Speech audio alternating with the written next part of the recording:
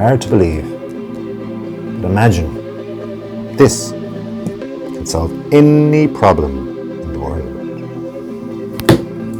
Once you don't drop it. Because today I'm looking at how your brain problem solves. If the worst possible problem happens, then you need to know that your brain has got your back, because it's what it's designed for. The worst thing that could happen, double it right now. Think about it. Now that's a problem. Now, if you're in a problem of that size, you have no doubt or no option but to solve it, because a problem of that magnitude will ruin not just your work life or relationship, it'll ruin your life. You won't be able to focus on anything else, as it will be in your mind as you try to figure it out or figure through it. Something that's going to change your life, it has to have energy behind it. So much so that you can't control it. A problem that will wipe you off your feet. Think about that for a second.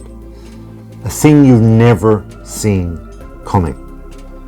Now you may think, I'm admiring the size of the problem, but I'm not. You see, rather, I'm remembering back to my problems in the past, because that's when you know how much it really hurts, and there's emotion to it, because problems that are so big are very, very personal. People say it's good to, separate business and personal stuff, and in general it is, there's no doubt.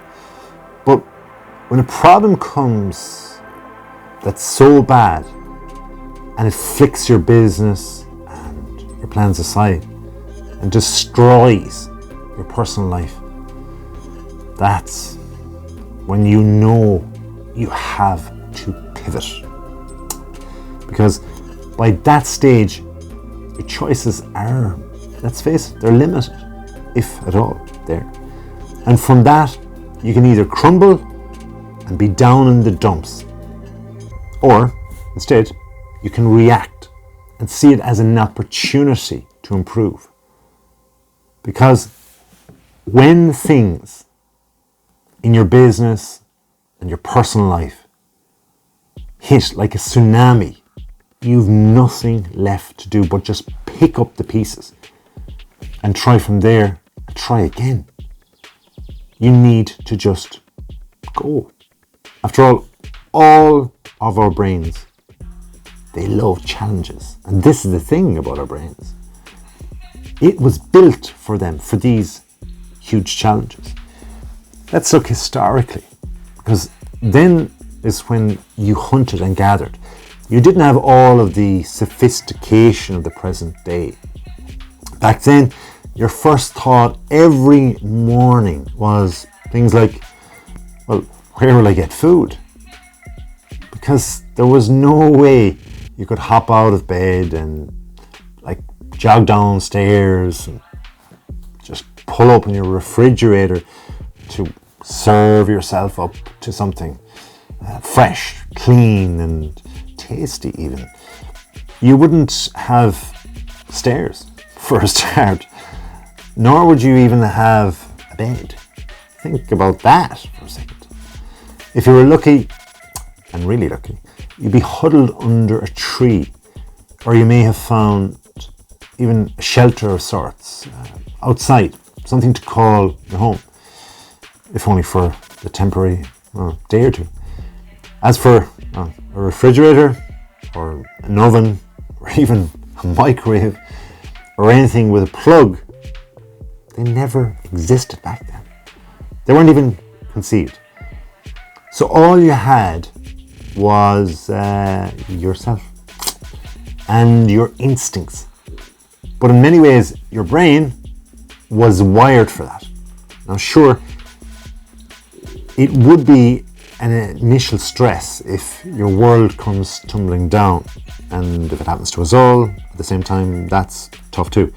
But when you discover your brain can survive when its back is put up against a wall, then you know you can overcome the problem, even if it's that big. Because your brain has two hemispheres, and both do different things in general. Left hemisphere, and I'm just being very general here, is a logical thinking. Here it concentrates on mathematics, facts, thinking in words, linear thinking, writing, speech controls, and even comprehension. Whereas generally, on the other side, other things happen. Because on this other side, the right side, is where there's artistry and creative thinking, the ability to think spatially, and even musical skills. Now, interestingly, each hemisphere of the two takes control of the opposite side of the body. Again, I'm generalizing here. And in over 90% of people, more than likely you and me, the left hemisphere controls language and hand use. So what's happening right now? Guess. And then there's the corpus callosum. It delivers messages over and back from left hemisphere to right hemisphere via a series of fibers. Anyways, suffice to say, your brain is well equipped in a variety of areas. So when a big problem exists, the prefrontal cortex of your brain kicks in. Now, your prefrontal cortex, this thing deals with complex emotional and cognitive behaviors. It controls your cognitive functionality and this chemical called dopamine, which has a knock-on effect on perspective, memory, impulse, inhibition, cognitive flexibility, and also influencing your attention overall. It's located here. Well, not here in my hand, but here on the frontal lobe. So you can put your hands here. And it's concerned with planning. Think forward, you're planning. Get it? And when things hit you out of the blue, you have to pivot to plan immediately and change your plan from before. Because everything you thought about or you thought you knew about tomorrow is now gone. And if you don't pivot, you ponder. And that's not going to allow you to progress. Instead, you're going to wait and you're going to wonder why things are so tough all of the time. And that's where the memories kick in. But if you know your brain has the functionality to react and move on with things, then you need to utilize what's actually physically there and has been for a long time. And you have to let it plan your way out of the problem. So how do we start doing this? Well, you need to start by thinking, well, I never saw that coming. So whatever I do in the future, I've got to be crystal clear I can control its outcome. Because my previous plan, as much as you thought so, it was not controllable. And once you admit that to yourself, you can then look forward and start thinking about how you can get to where you want to go. So plan, replan, fail, and keep going. Shift your imagination to the future and where you'd like to be.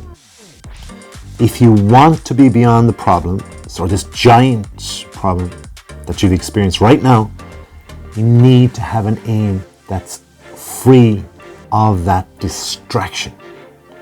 And from there, from that moment, you get clarity, even a little bit to start with. Okay, it may be a huge goal to attain, that future aim, but that's now why you need to put your prefrontal cortex, put it to work to plan every step to get there.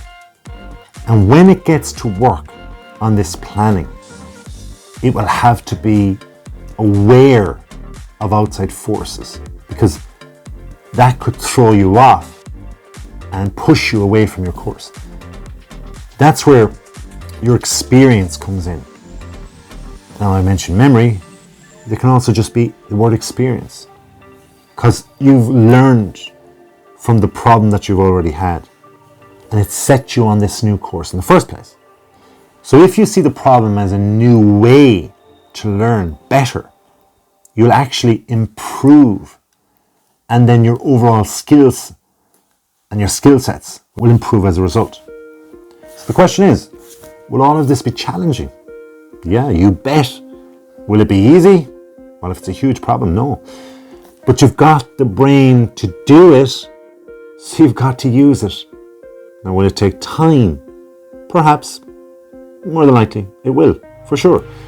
But remember, you have a refrigerator with some fresh produce inside.